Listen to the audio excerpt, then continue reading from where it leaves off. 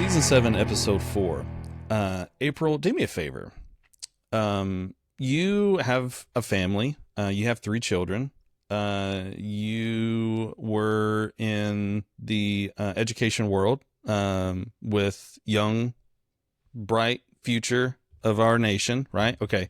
So explain to me something. Explain Easter eggs to me. So we just had Easter not too long ago. What is it about Easter eggs that makes a child's life just explode with joy? Explain this to me. I, I think it's the element of surprise for sure because kids love surprises. So they're like going after something. They don't know what it is. They're opening it. It's a surprise. What is it? However, my kids, we don't do Easter eggs. So, Anymore or ever? so when we did it, it was at someone else's house. Because I don't want to be in bondage to the Easter egg Bondage. situation, Mitchell. That Okay. is the correct word there. What's so funny to me is that my son can pick up Easter eggs. He can pick up bags of Easter eggs, like Yes. like hundreds of Easter eggs, but he can't pick up his toothbrush and put it back in the drawer. Oh I man, don't priorities, understand. priorities. I do get the surprise thing. They are candy fiends. They love candy. My kids do.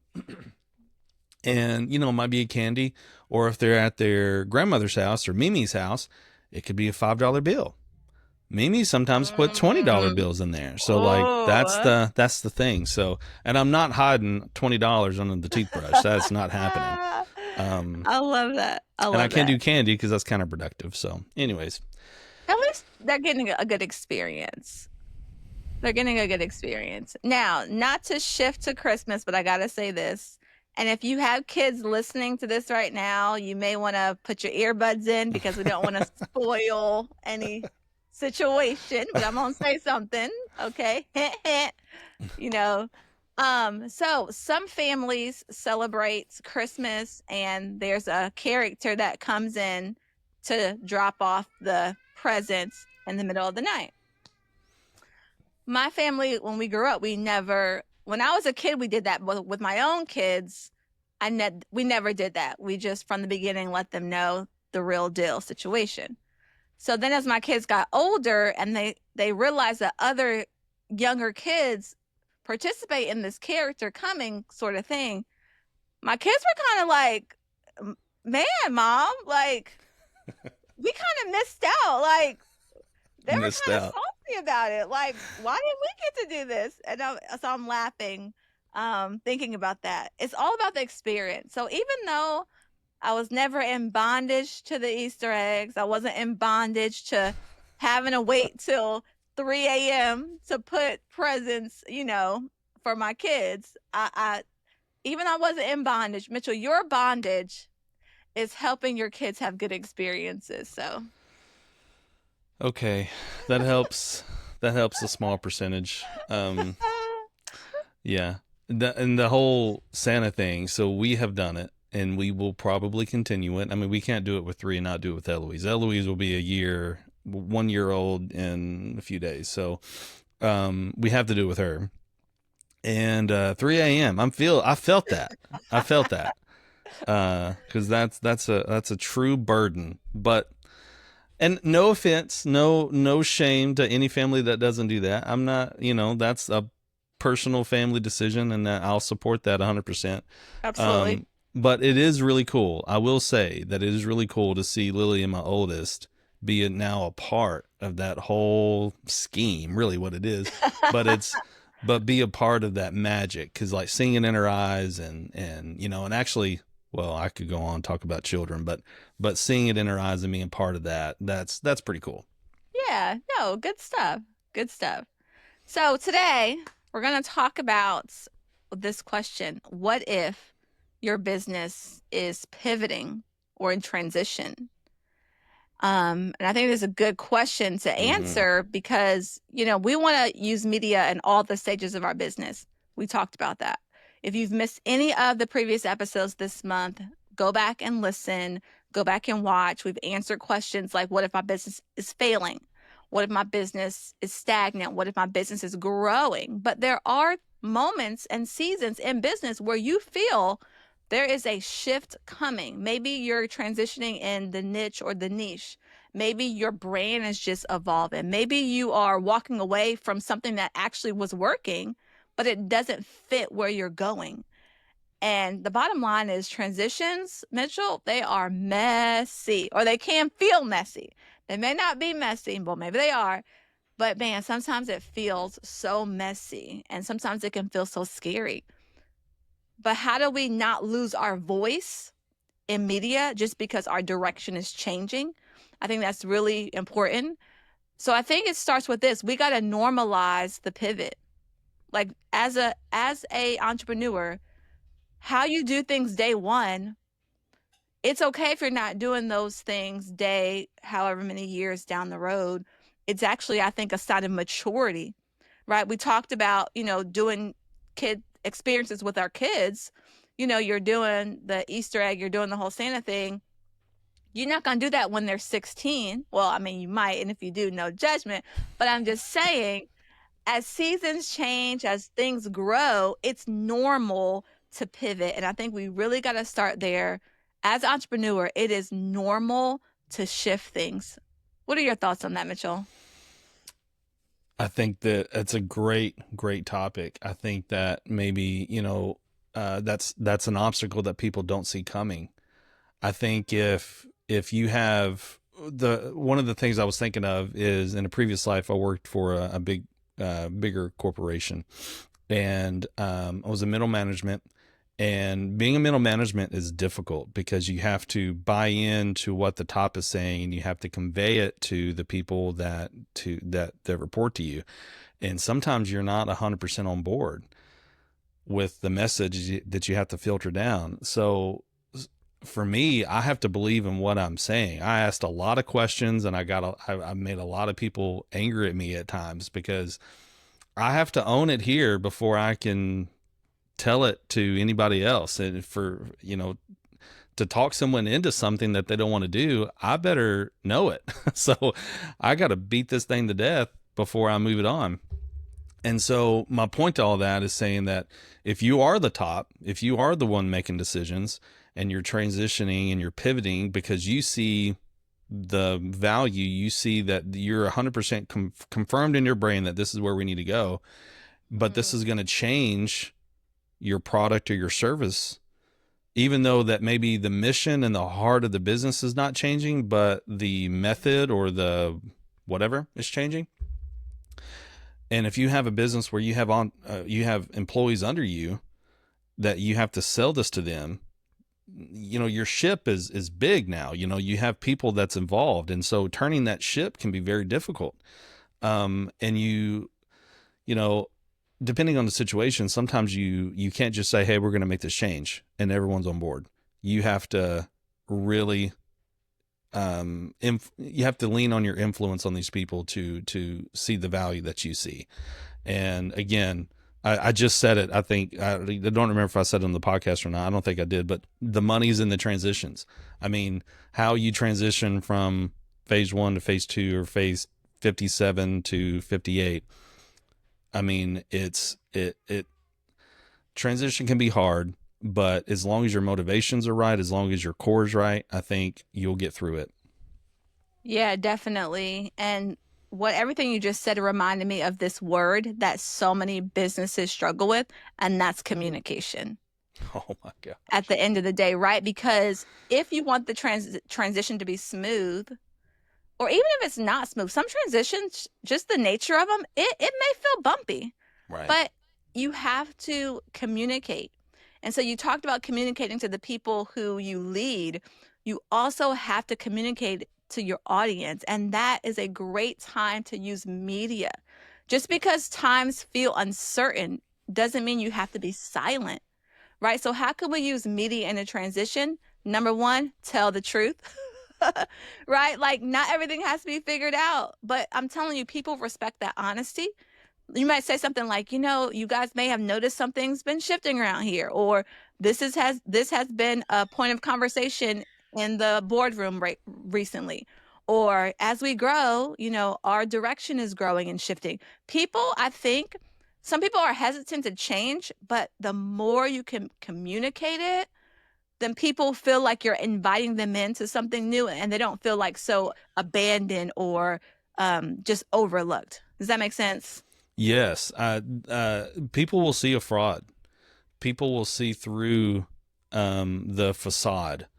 And even if the answer is not a good one, at least it's honest.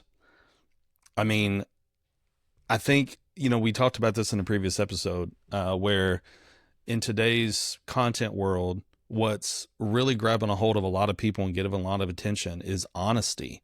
It's, I'm not the person with 60 years experience that our moms and dads or granddads, grandmas would appreciate and held more value. What's has a lot of value today is I'm just being honest, and this is the path that we're taking.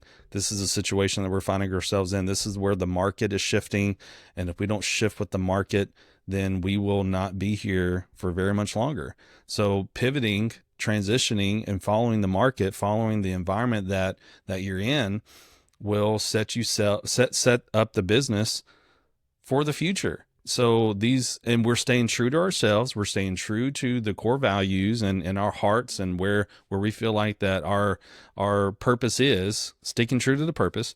But at the same time, we have to shift and we have to transition to where the environment's taking us. Yeah. And then as we're telling the truth, document, don't Right. disappear. Oh my Right. goodness. Right. Share the journey. Your people want to see what's happening. Use Instagram stories, use a podcast episode, do a live video, take people on site. Maybe if your business is a brick and mortar, you're taking them in the actual building and showing them and creating those reels. Or if you have an online space, just do a reel where you're talking about what's happening and what's going on.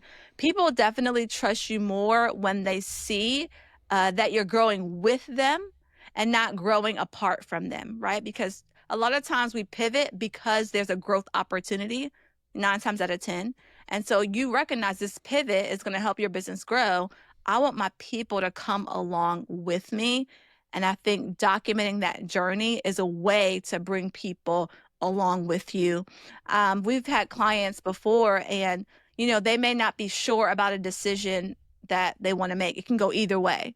Those are great times to get feedback from your clients, right? If it's not a decision that's going to necessarily make or break, the business, let your clients know or let your audience know, hey, I'm thinking about A or B.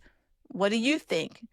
And I'm telling you, when people can put their opinion in something, automatically the buy-in, I feel like, is double because people, they like their opinions and they want to share it. So That's true. You said it.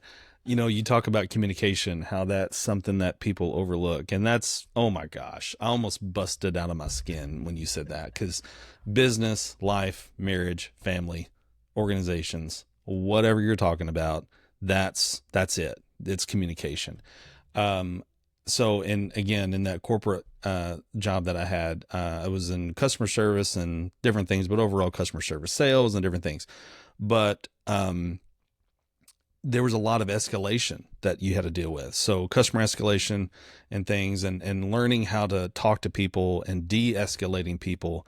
One of the first things that I've found is you could do everything the person wants. You could do everything and give them everything the person wanted. But if you don't communicate it, you might as well not have done anything they wanted you to do.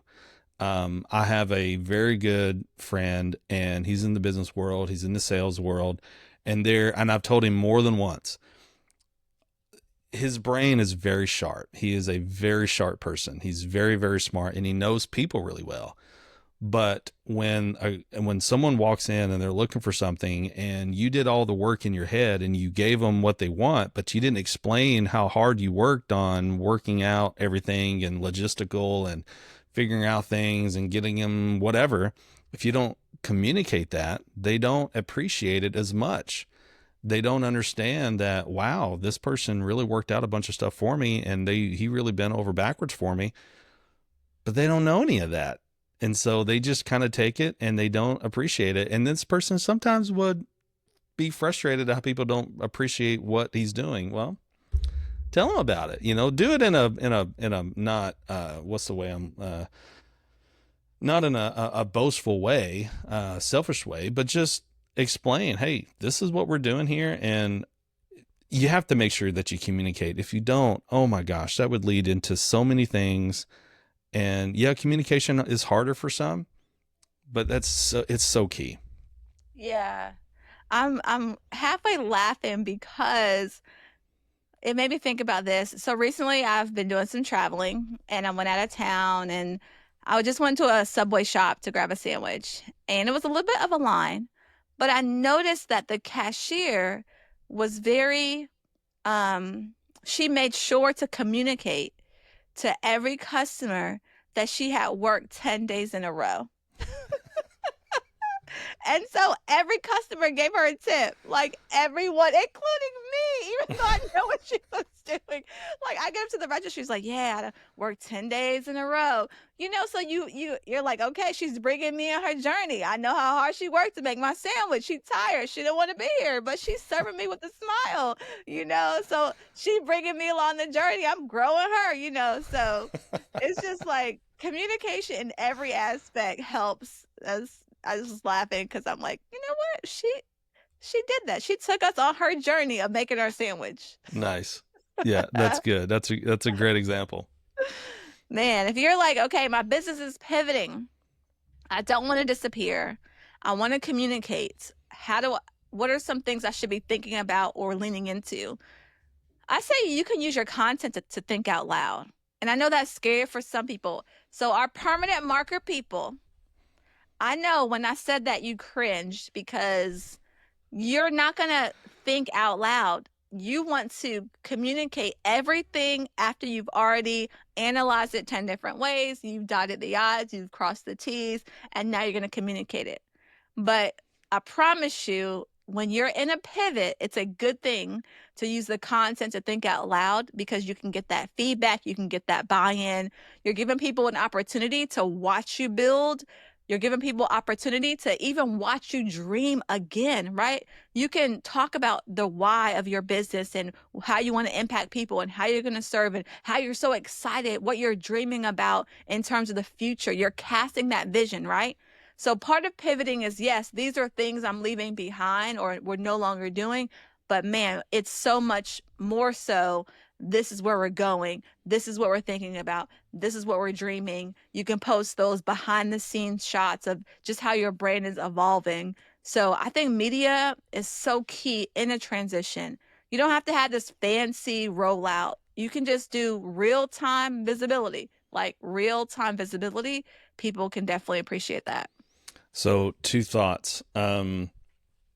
One about the transition and how key it is. Don't let me forget that point. But I'm gonna start with the first one. I raised my hand, raise my hand, Miss English major. Which one is it? Anyways, I raised my hand probably. That it is difficult for me for two reasons. One, I want to put A grade content out there, like a permanent marker. Also, if I had an outlet of unedited, raw emotion, talking about subjects, it would be an hour and a half long explanation of a very simple thing because I am an oversharer at times. So thank God that I have you, April, here on this podcast, or this would be a 4 hour long episode of Lord knows what. So I'm hitting on both fronts on that.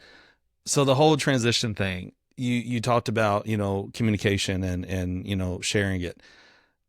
So, and you mentioned the word delegation many times over this whole podcast, but maybe if you're in the driver's seat, if you're the one making the difficult decisions and you're walking through the business through this transition, maybe you don't need this responsibility of communicating the story of this transition on your plate also. Maybe you need to delegate it. Maybe you need to give it to someone who sees the value of, man, this is gold. people need to know that we're going through this transition and seeing that we're staying true to the heart, we're staying true to the core values of this business. But we have to pivot for X, Y, and Z, and share that story. And maybe that you're in the weeds working on the transition. Maybe you got to migrate from this thing to this, and there's a ton of things that you got to do. And you don't have time for it to be effective content communicator here, whatever. So give it to somebody, give it to someone who can do it well for you, that is looking through that lens of how can I use what's happening here to connect people to the heart, to the purpose, to the mission, while serving in another capacity or in a new venue or a new vein of incoming business. Yeah, I love that. Let me encourage you guys, in a pivot, you are not lost, you are not behind, you're not confused. I think pivoting is just another form of growth. Yeah. And I want you to look at it like that, right? You might be making this shift and you're not sure how it's going to turn out, but you don't, contrary to popular belief, you don't have to wait till everything is polished to share. I don't want you to disqualify your voice just because your message is growing. Your voice is so valuable. Your story is so valuable. How you serve your people, it's so valuable. And so if we could say anything to you today in a pivot, don't disappear, but use media, leverage media in such a way that this pivot is the most powerful part of your brand story yet. And we're here to help you with that. If this is resonating with you, send us a DM on Instagram. We love to have a chat with you, how we can help you share your voice in the middle of a pivot. Also, make sure to subscribe to the podcast so you don't miss an episode. You don't want to miss this. We love serving you guys, because at the end of the day, no matter what business you're in, what industry you are in, media is so valuable. And together, we dream media. media.